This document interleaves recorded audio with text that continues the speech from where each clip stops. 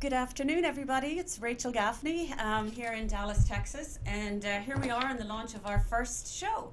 And nothing like trying one live for the first time. When they suggested that to me, I said, yeah, that won't be a problem. That'll be easy. Let's just go live. Then there won't be any problems, and then if there are, we don't have to deal with anything. So anyway, I'm crazy, but you guys who know me know that already. I want to introduce you today to my producer, who's Anna. Anna's over there. Hi, Anna. Hi, everybody. How are you doing? Thanks I am for being all right. with Thanks. me. It's a bit of a close shot, so I'm pulling a bit backwards. So hello. Thanks. Anna's my sidekick here today and is going to help me sort through all this. So let's get started. I thought I would start with a little map of my country here behind me, of Ireland, and start telling the little story about this show, what it's about, what to expect, and what I'm trying to do with all this as the weeks go by. So we're here in the central time zone in Dallas, which is just after 1 p.m. It's probably about 1:20 or so. In Ireland, it should be about 7:20. So the time difference between Texas and Ireland is 6 hours. But like I said, I'm from Ireland, and the map is here behind me. And the reason for this map is not for the people who are from Ireland, although there are certain people over there that could do with some geography lessons too. The map actually is just showing all the different counties. Now, the most important county that you need to focus on is Cork in the very south. The others are kind of okay, but Cork is the most important county in Ireland. Obviously, I'm joking. I'm from Cork, so there's a little bit of bias there. So I just have to say yes, that. the most beautiful We're one. also known as the Rebel County, Anna. Did you know that? It is? Yeah, there's, Wow. well, guys, come on, I'm a little bit of a rebel and fight myself, so any surprise, it's called the Rebel County, right? Yes. Well, I've been to Ireland, a part of it a little bit, but Yeah. let me just say that I loved every bit of it. So I really? can't say. I'm going to have to take your word on it. Yep. Did you go to Cork? No.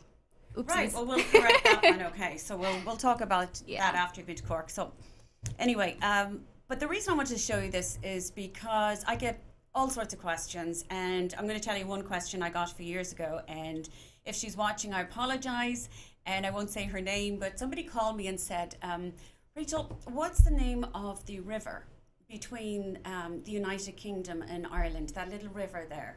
And I said, do you mean the Irish Sea? Wow. So you'd be surprised what questions I get asked and everything. So I thought, you know what, it's time to start talking about Ireland and the Ireland I know.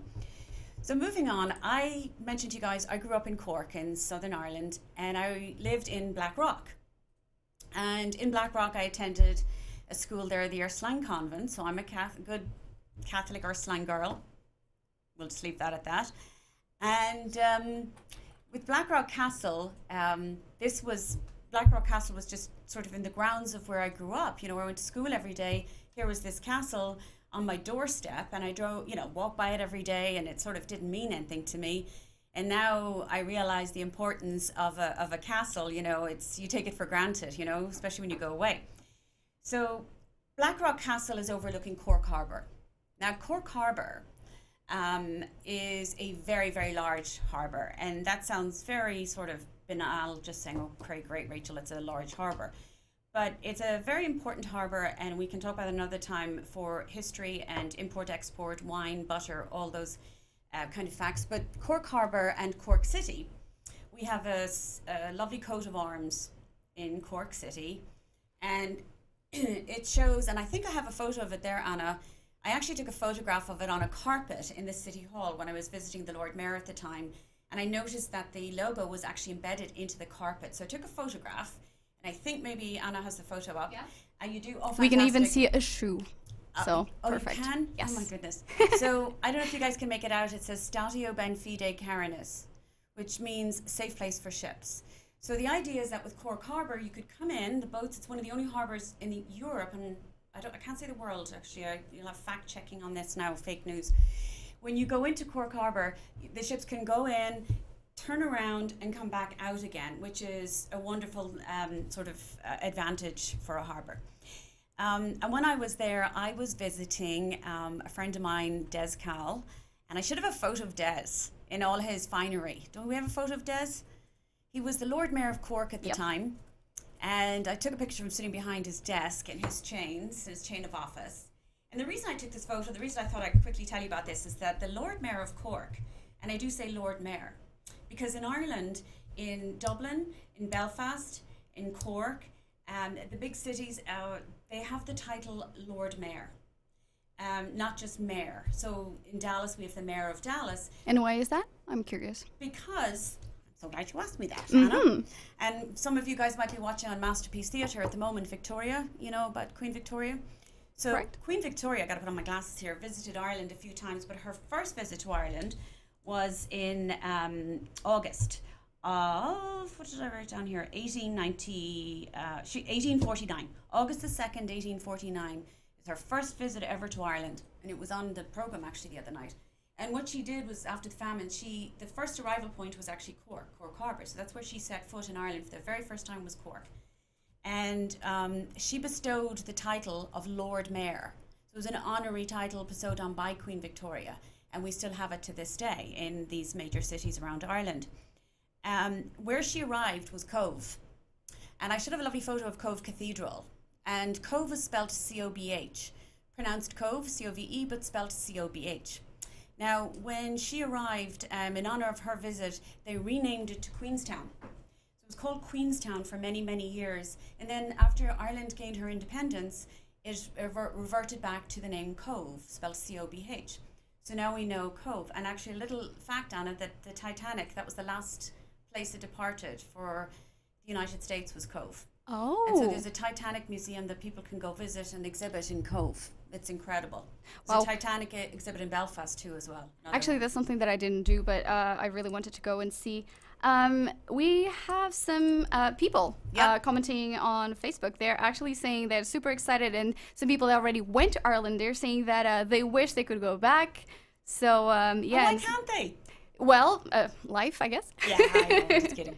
Yeah, so back to you, Rachel. Oh, that's fantastic. That's good to know. I love to hear people's stories, and especially if they have any tips or places that they've been to that they think are fantastic, or cafes they've eaten in, or because the artisans in Ireland are incredible. So then moving forward to 1996, I moved here to the United States of America, and I lived in Dallas. Then we were transferred to Chicago, and during those years, I kind of noticed that people's perception of Ireland was, God, it's not the Ireland I know or the Ireland I grew up in at all. And this was kind of going on in the back of my mind. Fast forward to 2001, I decided I'm going to start a business. I'm going to start a brand that can tell the story and introduce people to the Ireland that I grew up in. You know, I didn't grow up with my parents falling off bar stools. You know, I say that all the time, but they really weren't. You know, they didn't take me to the pub every Sunday. And that's the image we get here in the United States. We get St. Patrick's Day, we get green beer, we get cabbage, bacon and cabbage, green beads, dyeing the river. And Guinness. And Guinness. And there's nothing wrong with Guinness, and there's nothing wrong with having a great time on St. Patrick's Day at all. But there's 365 days of the year, and that's not, you know, that's not Ireland. So I thought, well, why don't I go into Nordstrom's or Williams Sonoma or Sur La Table? Why can't I shop in these shops and find really good Irish products? Like even my water right now is in my Stephen Pearce pottery mug, which is from East Cork, you know, a most incredible potter. Irish people watching will recognize this. I'm showing my age there, but that cup is 26 years old. I know because I got it when I got married. But anyway, so I started making Irish butter shortbreads, and I made it with actually Kerrygold unsalted butter. There's a story behind that too, because not only is it the best butter, but there's reasons why. It sort of told the story about Irish butter and how the cows are grass-fed in Ireland, and so the natural beta-carotene comes from the grass into the cows and transfers into the butter, hence that lovely yellowy gold colour. So I made the shortbreads with that, and these were the shortbread cookies for anybody out there who recognises these. But I called it Rachel Gaffney's Authentic Irish Goods. It's sell in Central Market, Whole Foods, London Byerly's in Minneapolis, St. Paul, 22 stores up there. I mean, it was going great guns, but the problem being is I was being pigeonholed as a cookie lady. Oh, really? Yeah, I didn't want to be, I mean, I wouldn't mind having Mrs. Field's bank account, but I didn't want to be the cookie lady. I was trying to sort of tell this story about Ireland through... there was a bigger goal. There was a bigger mission. A bigger story. And I was managing supermarket shelves and distributors. And so I was working in my business all the time as opposed to on the bigger business. So I reset it and called it Rachel Gaffney's Real Ireland, which is the logo you guys saw, the blue. I have a passion for that blue. Blue is the original and the presidential flag of Ireland. Did you know that? And so I take photos of blue doors and gates everywhere I go in Ireland. Anna, did you notice some of my photos the other day of all the blue? A little bit. Yeah. There were maybe a 1 or 2 or 3 or 4 or 10. Oh my God. A lot. I'm probably knocking on people's doors throughout the country, whether it's a shed door, a barn door, a Georgian door, a gate. I have the photos of me in front of a blue door around Ireland. Did you, okay, so you just did it in Ireland. You didn't bring that habit into Dallas? No, I haven't found them yet. No, it's the Okay. blue doors and gates of Ireland that I'm collecting. So, Fair enough. so anyway, the shortbreads happened, and now where this business has come on to is it's travel, it's food, it's culture, it's all of these things about Ireland. So I arrange travel for people. They come to me, they want to go to Ireland, they want to go off the beaten path. You know, I've had some country and western singers, a lot of US senators. I won't name names because when they ask you to do a trip and it's private, then it's private. Of course. Now, one guy did tell me I could tell people, and I wrote about it, and that was Jake McDorman. He starred in Limitless and American Sniper with Bradley Cooper. And, Oh, wow. Yeah, and he was just in the remake of Murphy Brown with Candice Bergen, you know, where we played her son. So I did his trip to Ireland and wrote about it, and he had a fantastic time. So that's kind of where all that goes. And then in the meantime, I'm a columnist for Georgina Campbell. So this is Georgina Campbell's guide to Ireland, the best of the best. The reason I'm telling you about this, and by the way, these books are available on my website, but she sends people out around Ireland to stay in hotels, eat in restaurants. You're not staying for free. We won't write a blog post about you if you give us a free dinner or meal. These are tried, you know, and tested. This is still like the standard. Georgina Campbell. The other one is Ireland's Blue Book, and the McKenna's, Sally McKenna's, the McKenna's Guides. Those would be the three kind of industry standards off the top of my head of people who've been doing it a long time and know what they're doing. And in fact, yesterday in Dublin, Georgina Campbell had her best breakfast of the year. Really? Ireland Award, yes, which went to Longville House in County Cork. Oh no, not for their breakfast. It went for the best bread, which is made with a stout and a cider that they make on their property from their apples. That sounds delicious. I mean, just the stories and the information coming out of Ireland is just unbelievable. It's off the charts. And that's what we're going to do with this show. We're going to introduce you to food and people and places and all the rest of it. So I have to say, Rachel, I'm sorry, I forgot. Well, I did not forget. I Okay. was busy putting all these things together. Yeah. So I have something on the stream, which is you accompanied by, of course, the big Martha Stewart. I did not put that up, but people have to see that. Oh, yes, of course. We did not mention that, but people can see you both holding teacups. And So I was her guest for St. Patrick's Day one year, and I made the Irish butter shortbreads live as well. I think what everybody asks me to do live. Like Fox have asked me to do live on March the 14th, so I'm going to be doing. What am I doing? Oh, it's an Irish salmon stack. Oh, you mentioned this. Yeah. It sounded delicious. I'm not going to tell you anymore. You have to watch Fox We have on to the watch. 14th. It's in the morning TV. But I got the recipe from my good friend Nevin Maguire. And Nevin is a very famous chef in Ireland who owns Macneen House and restaurant and cooking school. I don't know how many cookbooks he's written. I should have researched this. In my mind, he's written 152, but it's probably about 18. He just seems to be writing books all the time. And he goes around Ireland. He's a proponent for home economics and getting food back in schools, which I'm a big supporter of. You know, people don't know how to cook anymore. But Nevin gave me his recipe for this Fox segment, so thanks, Nevin. Shout out to him. And there might be a little bit of surprise with Nevin in a few weeks, Ooh. connecting with Dallas. I am I'm trying to find out how many books he's written Oh, in the that's meantime. okay. Oh, So- are you so doing yeah. my fact checking live? I am, ma'am. I Oh am. my goodness gracious. I'm kind of frightened now. So that was my experience with Martha, which was extraordinary. It was great fun. Let's look at that photo again. So Really? cute. Do we have to? How long ago was this? 7 years ago, maybe? I don't know. Wow. I'm still working It with looks her. awesome. Her producer was Bob Altman at the time, the supervising producer, and I don't know if he's on the feed. If he does, I'd love him to stand up and say hello. If you're Yep. there, Bob, he's in Connecticut, and he and I are working on a project together, which I'm really excited about, and it looks like it's coming together for a TV show. But fast forward to the travel side of things. So when I do the trips for people, I sort of keep all of the information on what people are asking me. And I glean a lot from people when I'm with them. I always like to follow up with them when they've come back. And I don't mean a standard questionnaire, but if I can, I meet them or chat with them. And it helps me formulate ideas for trips and trips. I'm doing an equestrian trip for somebody at the moment. and they're probably going to go to the Dunraven Arms in Adair, and they have Connemara ponies here in Ireland, in Texas, and so they want to ride over there. So I have them. I'm looking at going to Crossogue in County Tipperary. These are great places to stay for equestrian. But I am going to lead a trip in September.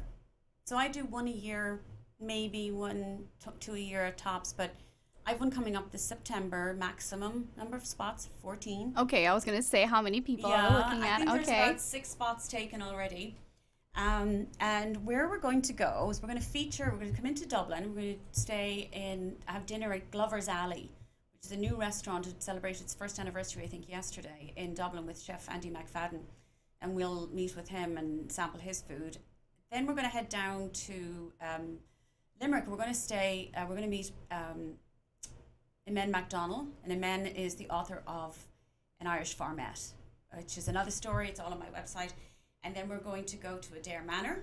All right, let's see a photo of that We have because photos of Adair Manor. It's so cute. I took this picture. I took these pictures, by the way. You did? I did. It looks beautiful. Is that picture up? It is. So Adair Manor, we're going to stay there, which won't be a hardship. And then from there, we're going to go across into North Cork, into Longville House, which is the place that won the award yesterday with Georgina Campbell for their best bread. So the timing is... Everything is tied up together. Fortuitous. You know your stuff, Rachel. I do know my stuff. I know my stuff before a lot of people know the stuff. Of course. No, I mean, I like to... Honestly, Anna, when I go home, and I go home a lot, I go home every 3 months, always onto my trip, I add about 5 days on my own. And I hire a car, and I just go off. And I don't know what I'm looking for. That is the best way. And the reason being is because I am taking notes, whether it's an antique shop or in fact, I have a client here in Dallas who built her house. It took her 7 years to build it because every single piece of the house came from Ireland. We're losing you. We have to go back to... every piece of the house came from Ireland. Can you believe it? That's incredible. Oh, it's phenomenal. I've heard of people bringing whole castles. Let me put the camera on me because I'm talking a lot. So I've heard of people bringing whole castles to America and building them in here. I guess she's not doing the same. It's just kind of like items. No, she went around and she kind of got piece by piece. Okay. For example, she got a landscape architect here to develop an Irish woodland around her house. But all the stone, and she went to antique shops, barns, flea markets, you name it. It's quite a spectacle, really. It's quite amazing. Putting my glasses back on here. So after Adair Manor, we're going to go to Longville House, and we'll stay there and have dinner with the owners. And that's an old Georgian property there in North Cork. Let's see that again. Longville, it's gorgeous. It's beautiful. They have their own orchards at the back as well. They have their own pigs. They slaughter their own pigs. Really? They have their own vegetable gardens. They have their own... I mean, they grow everything there. There's forest walks. We might go down to the Blackwater River and do a bit of fishing, and then, maybe whatever we catch. Oh, actually, no, what we're doing? We're doing afternoon tea with them, and we're doing foraging in their forest. So that'll be really fun to see what people get and then learn how to cook with it or whatever. And then from there, the next day, we're going to go across to the world-famous Ballymaloo House and Cooking School in East Cork. I wonder if anybody has heard of Dorina Allen, Myrtle Allen, and Rachel Allen.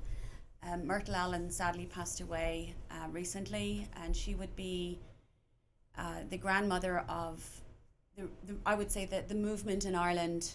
She was ahead of her time.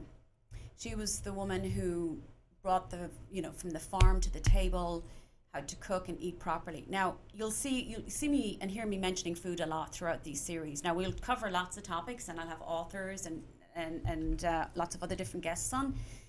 But the running kind of theme through this is about the food. The food in Ireland is phenomenal. And I look at Ireland as like one giant pantry. I mean, if you were to go shopping, if I told you can go cooking now, go to Ireland to do your food shopping, you'll be blown away. The producers are off the charts, and I think that message isn't here yet. And I can't wait anymore for other people to bring the message. So that's why I'm doing this. I'm like, okay, I got to get this message out there. Of course, we need to know. We do. And all of my clients, bar none, will say when they come back, Rachel, I cannot believe the food. Because everybody's expecting it to be corned beef and cabbage and stew. Some boiled potatoes until they've gone mushy. And listen, this isn't exclusive to Irish people, Anna. We all had people in our families generations ago where they couldn't cook. That is true. So if you can't cook, you can't blame the ingredients if you can't cook. And when the carrot comes out of the ground in Ireland, it is delicious, right? Or the tomatoes or the strawberries, they're so good. Now, if you're really bad in a kitchen and you destroy them, that's the human's fault, not the ingredients. So it's not fair to say the food in Ireland is bad, because the food in Ireland is incredible. It was always great. Now we have a combination of the best ingredients and a highly skilled, educated, trained chefs all over the country and artisans. So the movement is huge. We will then come around to Clonakilty, and we're going to attend a Taste of West Cork, which is a food festival. And there should be a photo of the beach there. Yes, we'll be let's see that. we're staying in a hotel there overlooking the beach. And that's Inchydoney Beach. Isn't it rather nice? It has wonderful. What kind of weather would it be in September around here? Oh, well, I like September. I got married in September because when I was growing up, my hair is just, I'm sorry, I keep doing this because it's just flicking everywhere. But when I was growing up in Ireland, I always remember going back to school in September, and you'd be in the classroom looking out the windows, and the sun would be splitting the stones. It's like I think they called it an Indian summer or something. And I thought, oh, always when we go back to school, the weather's beautiful. So that's why I decided to get married in September, and it was beautiful. But since then, I do tell clients May to September, and it's also a peak season in Ireland. Now, actually, that brings me to something that I want to talk to you guys about, is a few travel tips. So we're going to do every week is we're going to do favourite Irish finds and travel tips. Those will be two things every week. What we will be doing is we will be linking live with Ireland. And I have a few surprises up my sleeve. I can't really say right now this minute because I want to dot the I's, cross the T's, and make sure we have the connections, i.e. technical connections. I don't mean the people. I have some people lined up that you would love to meet. And the idea is, I don't know if they can see this screen behind me here, I'm sure they can, is that we will do the live feed with the guests here. So we can't go to Ireland, and they may not be able to get over here to the TV shows, so I'm going to do it this way. I'm going to connect Texas with Ireland every week on this screen, and I want to know what you want to hear. I want to know who you want to meet. I'll try. Write on those comments below. So in the comment section in the Facebook Live, if people want to know something. So I've already lined up two very famous chefs. There's a little nugget. I've also lined up a castle. We'll do a live feed from a castle. I've lined up an Irish author. And like I said, favorite finds and travel tips. If you're going to Ireland or planning on going to Ireland soon, every single time I work with a client, the first thing I do every time is I'm not going to do a thing until you do your flights. There's no point in me telling you where to go and what to see until you do your flights. This is really important, especially for the US, because here in the US, we don't get the same amount of vacation days as they do in Europe. And I think that's important for people in Ireland to realize. That's why Americans have to do the country in a week. And I do try and tell them, will you stop trying to speed date with the country? You know, they're bopping around like, you know, they want to take in all, you know, every city and place in a week. And you're exhausted, Anna. I mean, you don't want to have a trip like that. I do have a question, though.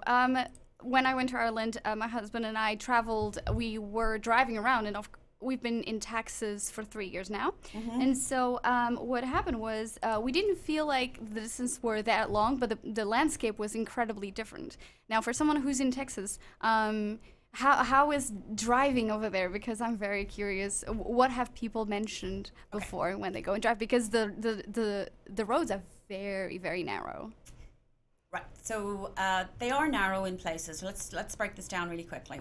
The main motorways connecting all the major cities are incredible. It's no different than us. You know, we will go from Dallas to Houston, and in Texas we'll drive to and from Houston in a day. You know, and think nothing about driving that, you know, 8 hours. We don't drive like that in Ireland. But I've lost my train of thought. In Ireland, if you drive between the major cities like Cork and Dublin, Limerick, Galway, Belfast, the motorways are spectacular. They're great. They're just like here. Then you just allow yourself the time, because if you only do motorways, you are missing out on the small towns and villages. I always remember in the early years when I would be with my dad, he would go up to Dublin for work, and he would take us up to Dublin, but they didn't have all the main motorway back then. He would take me through the small towns, and our father used to make us, we'd have to recite what town and village do you have to go through before you get to Dublin. That was his way of teaching us geography. I love that. Yeah, he would also make us add the number plates on the front or the back of the car. It was like a math question, you know. Oh, wow. Yeah. That was the extent of it, though. That was the extent of his educational stuff with us. But you are going to miss out on some beautiful towns and villages. And if I tell people, like, if you're going to go somewhere up in the, you know, west coast of Ireland, and as you go up and you're driving those small roads, don't think that you're going to be there within an hour. It might take you an hour and a half or 2 hours, because if there's a herd of sheep, you know what, enjoy the herd of sheep going by and take a picture and enjoy it. Don't be kind of rushing. If you overschedule yourself, you won't enjoy it as much. And trust me, it doesn't matter where in Ireland you go. So if you're in the Midlands, and if you're in Cavan and Longford and Monaghan, you know, stay in those regions and explore that region. Again, like, try not to speed date with the country. I think you're missing out. I really do. So that's one of the travel tips. But looking at the flights is important. Now, we have a new direct flight. Yay! Yes! Finally! Starts in June this year with American Airlines. Ooh, yeah. I like that. I like that very much. I'm giving American a plug here. They didn't ask me to. It's not sponsored or anything. I'm just saying this because you guys need to know this. So the direct flight from Dallas to Dublin starting in June. Now, it's only running June till September, but I'm hoping that this will eventually morph into more. Yeah, absolutely. But that makes a huge difference. So, because for me, when I'm traveling, I normally have to go from Dallas to either Chicago or Philadelphia or Charlotte or somewhere like that, and then what that does is, so there's a day and a half traveling at either side. So if you think about, if you're an American traveling and you have a week's vacation and you doing a day and a half either side, that's almost 3 days in travel. Wow. You know, give or take. And I'm talking about like from leaving your house to your destination, but it's still time. Time is time. And with the jet lag and everything, you want to make sure that you enjoy the best. Yeah, and so the other thing too is in Ireland we have TSA pre-clearance in Dublin and Shannon Airport, which is fantastic. Ooh, I didn't know the only that. country in Europe who has that.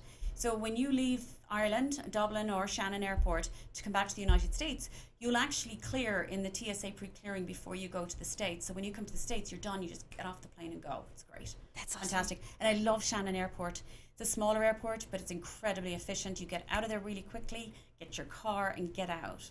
And Shannon's on the west coast of Ireland. Let's see that map again. So what I like about that is the trip I'm doing for my clients, they're going to come into Shannon. Now, unfortunately, that's not a direct flight, but they don't mind. They want to fly up through the States, come into Shannon, and then I'm going to take them down around the country and then up into, actually going to spend some time exploring Tipperary and Wicklow and making their way back up to Dublin. And then I have other clients where I'm right now doing their trip, and it's Dublin, up into Louth, County Down, across to Cavan, you know, moving into the Midlands and across to the Wild West, which I personally have a, what they call in Ireland, a graw, or a love for. Wow. Graw is the Irish word for love. Really? Yeah, so I have a graw, is what they say in Ireland. I have a love for. So I have a graw for the West. Even though I'm from Cork, I think Sligo and Mayo are, the coastline there is breathtaking. Oh it's my a God, very wild. I've been to Sligo. It was wonderful. I thought I was going to die on one of the cliffs, but all good. Well, I found out, you know, even though, because my name is Gaffney and my dad was born in Cork, my grandfather was born in Tipperary and my great-grandfather was born in Sligo, because they were in the RIC, which is the Royal Irish Constabulary, and they were never allowed to work in the county they were born in, so they had to move them around. So I can understand now that I have this pull towards Sligo, and I think it must be that wild in me, because as you guys said before I came on this show, you know, you're very unfiltered, which for me I am, but hopefully I... comes naturally. Well, I have to be careful about my filtering sometimes, you know. But so one thing I wanted to talk about was favourite Irish finds. Do we have time to do that really quickly? Yeah, we do. On 1 minute, how do we feel about that? No, we have 2 minutes. That's okay, fine. so favourite Irish finds. Really wanted to tell you about this. So there's a jacket. There's a company called Dubarry in Ireland. We're seeing that on the stream right now. It's the Bracken jacket. Yeah. Okay, so there should be another photo of a very famous lady wearing it, and it's the Duchess of Cambridge. I've heard of her. Yeah. So you see she's wearing that jacket, the Bracken jacket. Wonderful. So that is made by Dubarry. Dubarry are in Ballinasloe in County Galway, and I'm a huge Dubarry fan because I wear their boots everywhere. But Dubarry also do this clothing, and in their clothing is their fabric they get from Tipperary. And it comes from a company called John Hanley and Sons, who are weavers. They've been doing it for 125 years. And I've always loved their products too. And let's see that. Fact, these are some of my finds I thought I'd show you. Are these blankets? Can you see these? Yes, I have the wide shot now so people can actually see that. So you can see there the John Hanley here with cashmere. This is one of the little baby blankets. Oh, that looks so Isn't it cute. lovely? Very, very nice. And this one, now these are all available on my website if you want to look at these too, but John Hanley's been making this company, not him personally because he's not 125. Been in the family for 125 years. Poor man, he would have worked to exhaustion. I'd say his fingers would be exhausted from all the weaving. You bet. Sorry. I think it's Brian Hanley is the managing director there now. But I love that it goes down through the generations. You know, it's in Nina, not far from Nina, County Tipperary. But they make, you know, all these tweeds and wools and cashmeres. They do scarves and blankets. And it was their tweed that went to Dubarry that made the jacket that the Duchess of Cambridge is wearing. So I love that there's all these little Irish stories and links to people, products and places. So again, I'd love to hear what you want to hear.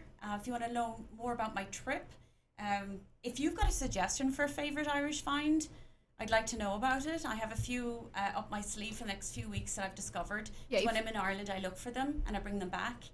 If you are on the feed, you can see the Rachel's website right now. So that's where you can go and find out all about these recommendations. Right, out of the feed. So back to you, Rachel. Okay, well, so I think that's it. And I love, did you see how I did my little arrangement for my table? Let's look at that I again. had to use my wash for crystal bowl. Now this obviously is ivy and roses because otherwise somebody would have thrown a few plastic shamrocks and green beads on the table. We're about being classy and showing the real Ireland here. Absolutely. Yes. They work very, very hard over there at what they do. They really do with their food and their clothing and their standards. And I think I owe it to them and we owe it to them to make sure that that message is delivered here too. I mean, I'm going to try the best I can. I know I'm going to make mistakes. I might get spelling wrong or somebody's name. And if I do, I apologize. You can correct me and I will go back and correct it. But please don't take it personally. I'm sort of, like I said, this is live, so I'm kind of winging it too. So I must be crazy. So next week we'll be back on air. And same time next week. Same time, 1:15 next Wednesday. Definitely next Wednesday that time. But we may have to tweak some of the times for the following weeks based on the links with Ireland, because I suddenly started to think, well, it'll be 7:15 over there, and do you really want to have a look around in the dark? That is true. We can always record yeah, we could do that too. Some part where people would show us the video that they have, and then they can talk to us when you know we are talking to them to see what's happening. Wouldn't yes. people like to go inside this castle? I won't say where. And see what's going on there, kind of life in the castle. Would you like to see life in somebody's cooking school and their country house in Wicklow? Ooh, did I give away some clues there? Can I mention County Wicklow, famous house and cooking school? Wonder who that could be. But hopefully she's watching. She and I chatted. I love her to bits. And also, I have a piece of homework before I leave. Ooh, let's hear it. Netflix. There is a series on Netflix I want you guys to look into. It's called Lords and Ladles. Spelled L-O-R-D-S and ladles as a soup ladle. We'll write that on the comments so people have access. It is a group of chefs in Ireland. They go into these ancient and phenomenally gorgeous country homes in Ireland, and it's a cooking show, but they have to cook from the menu from maybe 150 years ago or 200 years ago and serve it to the lords and ladies and everything, so it's lords and ladles. And the reason I want you to watch it is because you'll have to wait and find out. All right. Well, can't wait for next week. So I think that's it, everybody. Thanks for joining in, those of you who have. So hopefully that's my mom, my dad, and my husband. So we did this show for my family because I'm assuming that's all that would have watched today, you know. So a couple more people. A couple more people, Rachel. Maybe if you rent a fence. Right, yeah. No, but we'll keep going, so. Alrighty, so until next week, thanks a million. Slán leat.